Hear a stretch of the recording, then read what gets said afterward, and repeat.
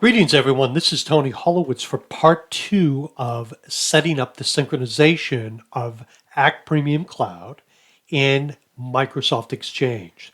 So one of the things I suggested in the first tutorial is that sometimes my experience has been that you might get an error message suggesting that the connection did not work. I have also experienced that on occasion it actually is connected, but you still get the error message. So the way you really know is this: log out of ACT, out of your ACT Premium Cloud account, log back in, come back to Tools, and come over here and click on Sync Contacts, Email, and Calendar. Now what you'll see here is that this says I'm connected. So this is the ultimate way to know whether or not the connection worked. If you get the box that you saw in the first tutorial where you have to set it up again, you're not connected. So a couple other things I want to draw your attention to. As a rule of thumb, you'll see options when you go to connect, and they're all selected.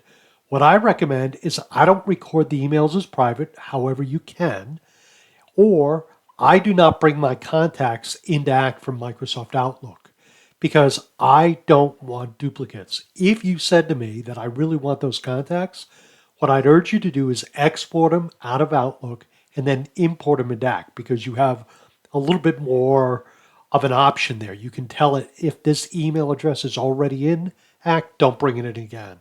If you bring all your contacts in, it can create some issues with duplicates, and you just want to be careful with that. So again, if you're not sure, reach back to me and I'll go through that with you.